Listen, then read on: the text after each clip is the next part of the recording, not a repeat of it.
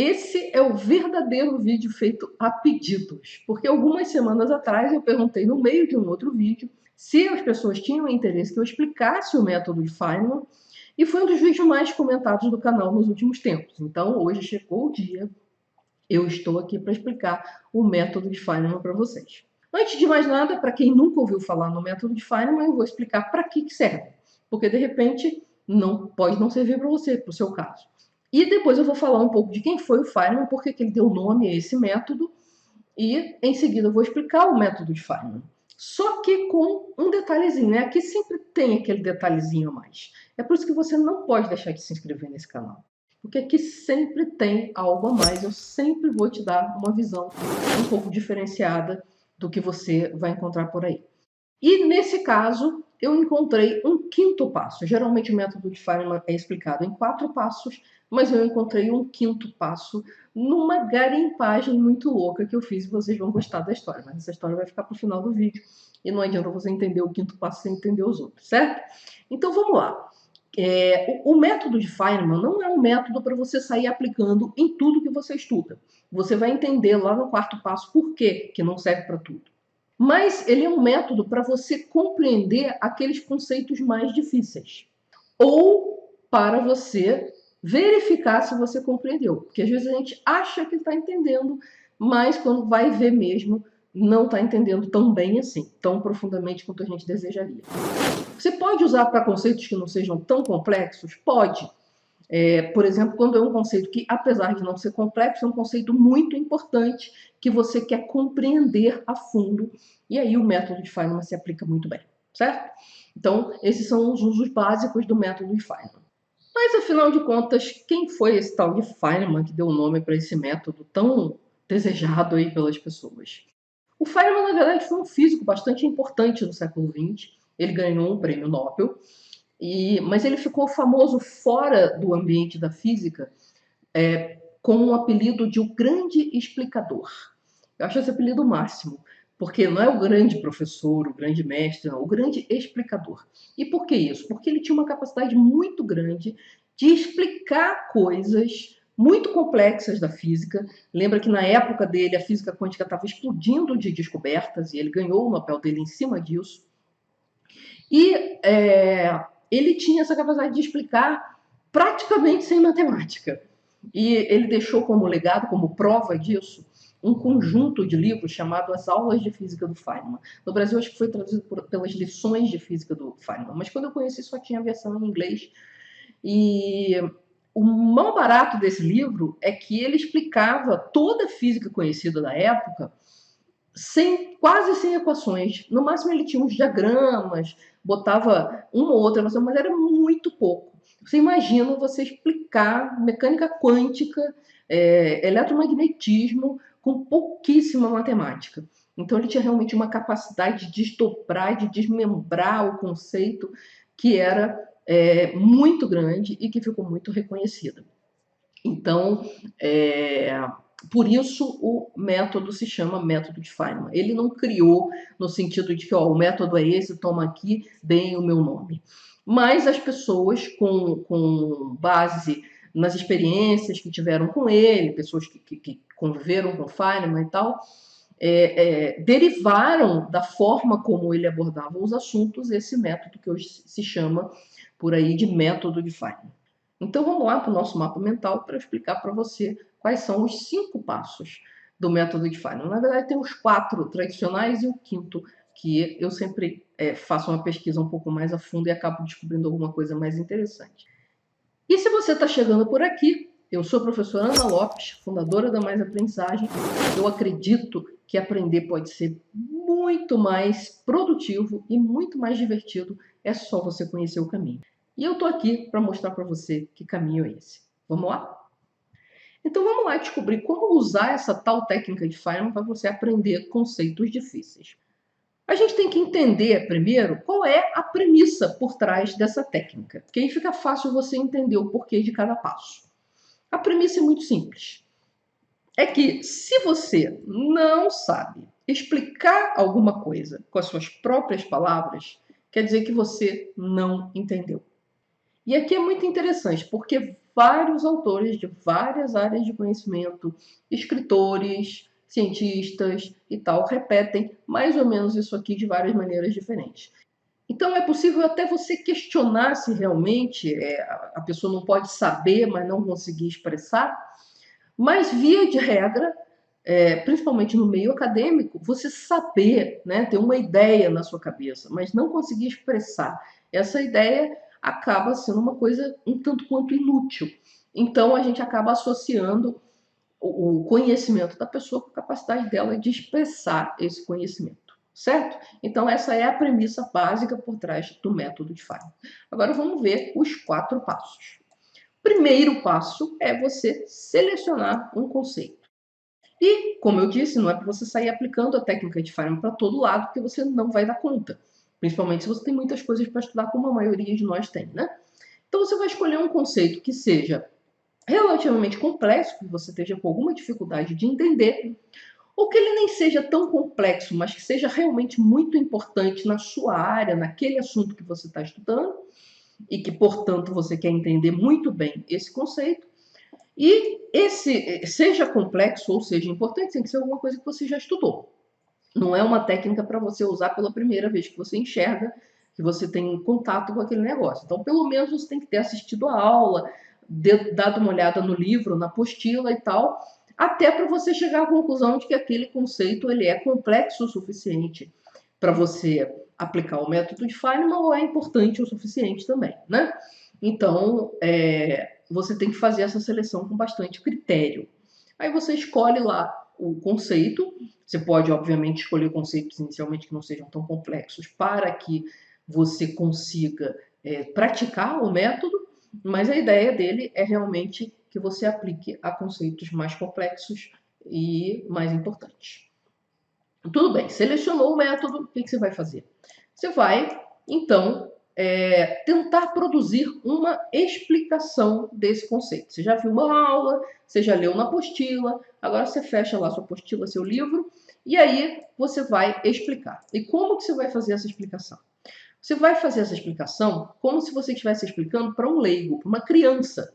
Né? O pessoal brinca, se você conseguir ensinar para o seu primo de 10 anos, você está conseguindo explicar bem. Isso quer dizer o seguinte, não é para usar jargões. Por outro lado, uma coisa que pouca gente chama atenção é que não pode ser muito genérica a sua explicação. Não pode ser uma coisa do tipo assim, que o meu filho fazia quando era criança. Né? Eu estava tentando estudar alguma coisa de história com ele e ele dizia assim, o carinha foi lá no lugar, aí ele chegou no lugar, aí ele conversou com outro carinha lá, e aí não deu certo, e aí é isso, isso era o que? Era Inconfidência Mineira ou era a Guerra de Napoleão? Podia ser qualquer coisa. Porque tudo, o cara coisou, o cara foi no lugarzinho lá, o carinha lá, né? Então não pode ser muito genérico assim, não. Você tem que dar nome aos bois, mas sem jargão. Bom, essa explicação normalmente ela é produzida na forma escrita. Então você pega lá uma folha de papel e começa a tentar explicar, como se você estivesse explicando para uma criança, sem usar os jargões, e começa a escrever, como se você estivesse realmente produzindo uma redação. Essa é a ideia. Daí a ideia de que você tem que escrever com as suas palavras, não é só tirar os jargões. Claro que quando você tira o jargão, você tem que trocar por alguma coisa. Mas aí a pessoa pode trocar por alguma coisa que não seja bem uma palavra do uso comum dela. Então, o ideal é que sejam palavras que saiam naturalmente de você. E você vai fazer isso, obviamente, sem consulta ao material original, seja a gravação da aula, seja o livro, o que quer que seja. Porque além de verificar, além de ajudar você a compreender o termo, esse método também é um método de verificação, porque às vezes a gente acha que está sabendo, está lá na nossa cabeça, já entendi. Muita gente confunde conhecimento com reconhecimento, né? Então você reconhece que viu aquilo em algum lugar, você fica achando que sabe, mas não sabe. Na hora que você vai explicar, é que você descobre que não sabe. Tá? E se você precisar, dependendo do conceito, você pode, até deve, usar desenhos e esquemas, desde que você explique no texto o que o desenho significa, né? Não adianta você substituir o desenho por palavras e achar que o desenho sozinho vai resolver. Você pode usar um desenho e aí explicar as partes do desenho e como ele se relaciona com aquilo que você está explicando no seu texto. Tá? Então, você vai tentar produzir essa explicação daquele conceito que você selecionou no passo 1. O que vai acontecer nesse momento? Pode acontecer 3 coisas. Ou você consegue produzir um texto mais ou menos dentro do que você esperava e identifica alguns buracos, alguns poucos buracos. Esqueceu o nome de alguma coisa relacionada, esqueceu uma data, se for um conceito histórico, alguma coisa assim. Mas, no modo geral, você consegue dar uma explicação razoável. Tá? Normalmente, é muito difícil você, na primeira, já conseguir explicar tudo. Sempre tem alguma coisinha que fica faltando. Então, isso aqui é uma ótima maneira de você descobrir onde é que está faltando a informação, onde é que a sua memória não pegou ainda, né? Ou então, você só consegue produzir uma explicação muito próxima daquela que você viu, usando jargões, usando frases praticamente iguais às que estavam no livro, ou aquelas que o professor usou, né? E aí, normalmente isso acontece muito quando você está usando a memória de curto prazo. Por exemplo, você acabou de ler no livro, aí você fala assim, eu acho que eu não entendi, eu vou usar a técnica de Feynman. Aí você tenta reproduzir e sai quase igual no livro, porque você acabou de ler. Então, você está usando uma memória de bastante curto prazo. Então, o risco de você tentar usar o mesmo palavreado é muito grande. E o ideal é que você não faça isso, que você use as suas próprias palavras, certo? Então, o MCP aqui é de memória de curto prazo, tá? Então, é sempre você começar a se questionar, será que eu não estou usando a memória de curto prazo? O ideal é, tipo assim, você assistir uma aula de manhã e à tarde você vai fazer a sua revisão das 24 horas, que deveria ser obrigatória para todo mundo, né? E aí você pega aquele conceito para verificar se você entendeu ou para tentar entender melhor. Porque aí essa memória de curtíssimo prazo ela já está um pouco abrandada e aí fica só aquilo que você realmente entendeu, ok? E pode acontecer também, é super comum, de você empacar, mas empacar completamente, de não conseguir sair da primeira frase. Às vezes consegue escrever 2 ou 3 frases, mas depois não sai mais nada. Né? Vem algumas coisas assim soltas na cabeça, mas você não consegue compor o texto. Né? Pode ser um problema de má compreensão, pode ser um problema de que você já esqueceu mesmo da explicação, porque passou tempo demais. De qualquer forma, esse passo 2 ele é muito importante, porque ele é que vai te dar o feedback de em que ponto está o seu conhecimento daquele conceito. Por isso que esse método é tão bom para você verificar se você compreende conceitos fundamentais daquela área que você está estudando. Então é sempre bom. Esse conceito aqui é muito importante. Então deixa eu usar a técnica de Feynman aqui para ver se eu entendi mesmo. Tá? Então sempre é uma ferramenta boa para você ter aí no seu arsenal de ferramentas de aprendizagem. Aí você vai para o terceiro passo, que é o quê? É você tapar os buracos, né? Mesmo que você tenha só tenha produzido um bom texto, um texto bastante completo, você tem ali um buraco ou outro para você tapar, então você vai lá para o seu material original, né, que pode ser, inclusive, uma fonte auxiliar, por exemplo. Eu não estou conseguindo porque no material original eu já não estava entendendo direito mesmo. A explicação do professor não foi boa, do livro também não está sendo. Então, o que você vai fazer? Você vai buscar. Geralmente, a gente encontra vídeos de quase tudo no YouTube. Ou você pode buscar um artigo, você pode buscar um outro livro que tem uma linguagem mais fácil, uma linguagem diferente, que você se entenda melhor com ela. Mas você pode usar tanto a fonte original quanto fontes auxiliares, desde que sejam confiáveis, né? E aí você tenta focar, na hora que você for olhar nesse material, naquele material que faltou, nas lacunas mesmo. Então, você vai ver assim, faltou aquela data, faltou o nome daquele conceito relacionado, faltou o nome de um processo aqui no meio do caminho, e aí você vai estudando essas lacunas de novo, como se você estivesse estudando pela primeira vez, mas sempre focado naquilo que estava faltando. E se você caiu nesse caso aqui, de que você só consegue se expressar com jargões, ou usar as mesmas frases, é interessante você usar uma segunda fonte, de forma que você tenha 2 maneiras de dizer a mesma coisa, para que a partir dessas 2 ou 3 maneiras aí, você consiga construir a sua. Tá? Normalmente, quando você não está construir a sua forma de falar daquilo, é porque você realmente não está compreendendo muito bem. Ok? Então, sempre tem uma maneira diferente de dizer alguma coisa.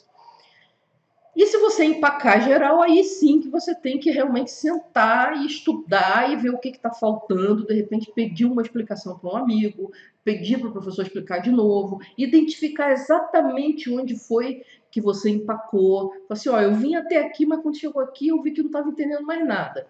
Aí pede ajuda para alguém, ou vai em fontes auxiliares, volta na fonte original, tenta entender de novo, porque às vezes você já avançou um pouco na matéria e aí o que você avançou ajuda você a entender o que estava antes. Então tem várias maneiras.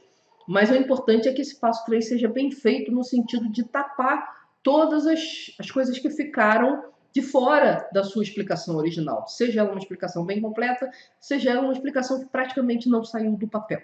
Ok? E aí você estuda de acordo. Depois que você fez esse estudo novamente das fontes originais ou das auxiliares, com foco no que estava faltando, você vai e recomeça o passo 2. Tá? Você volta lá para o passo 2, que é o quê? É tentar produzir uma explicação escrita e completa e com as suas palavras, tudo isso aqui, né? Como se fosse uma redação sem consulta nenhuma. E sempre fugindo dos jargões, como se você estivesse explicando para uma pessoa leiga na área.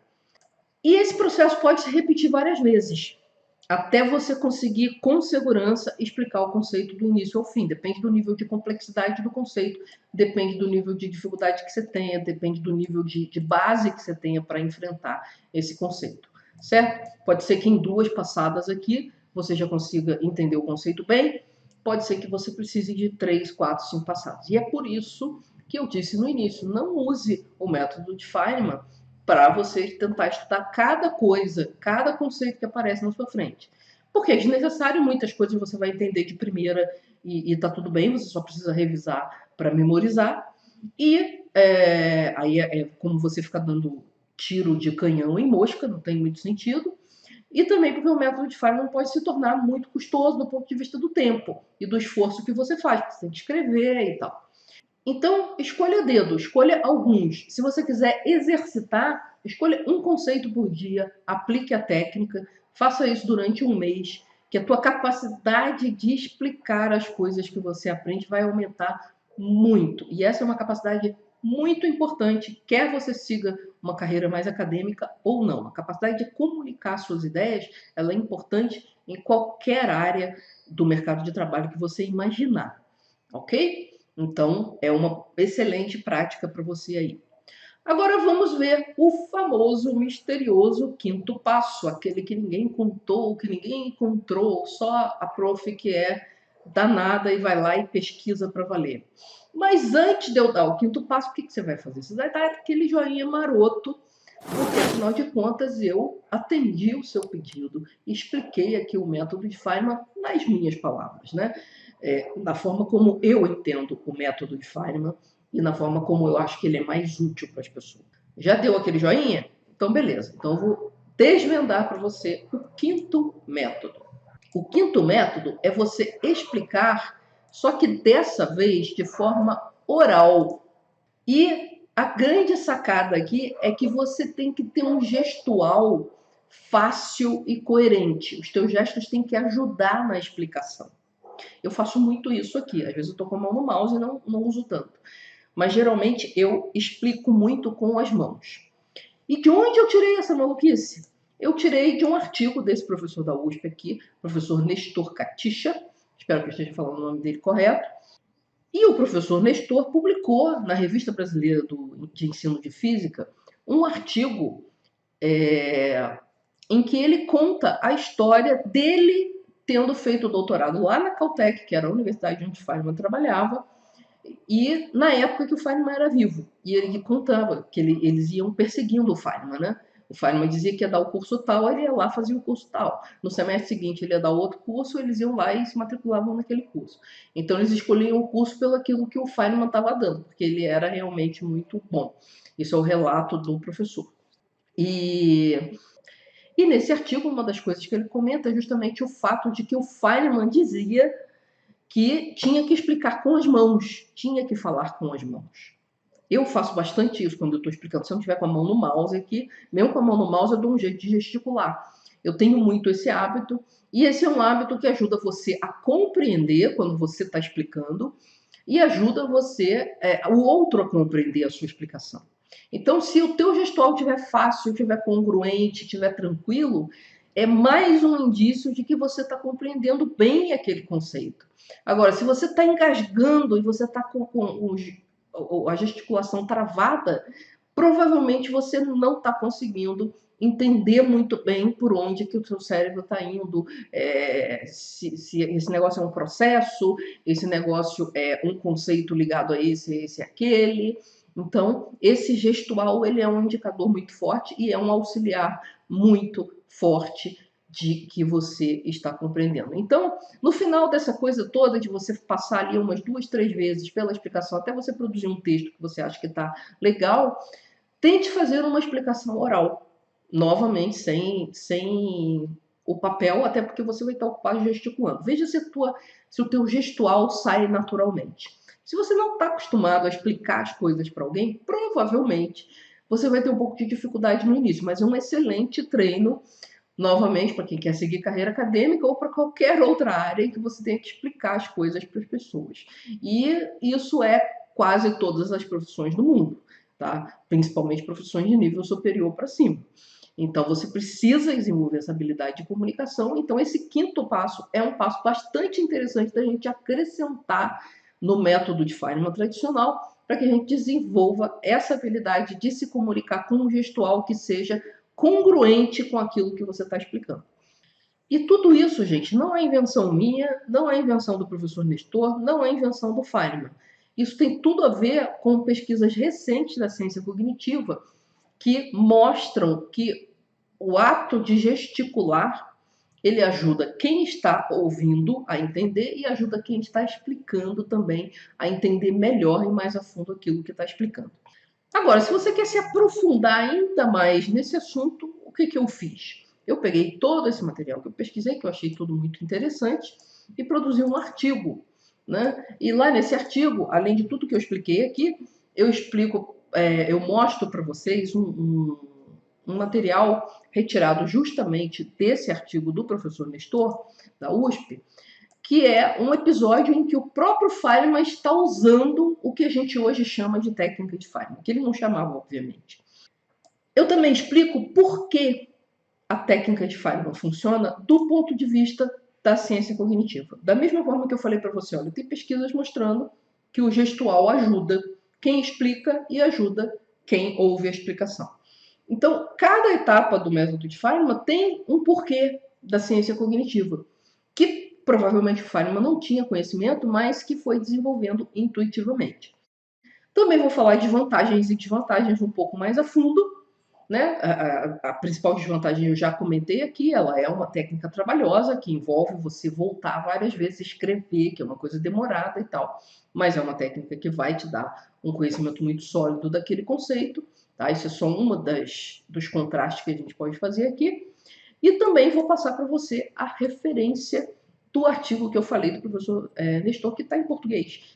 É uma edição comemorativa da Revista Brasileira de Ensino de Física, justamente sobre os 100 anos do nascimento do Feynman. E aí ele escreveu, ele como um cara que estudou com Feynman pessoalmente, escreveu um pouco as memórias dele dessa experiência que ele teve, dessas várias experiências que ele teve com o Feynman. Então, se você quer ler esse artigo original aí, vai estar aqui no card em algum lugar um link lá para o blog onde esse artigo vai estar publicado. Pode ser que no momento exato da publicação desse vídeo o artigo ainda não esteja lá.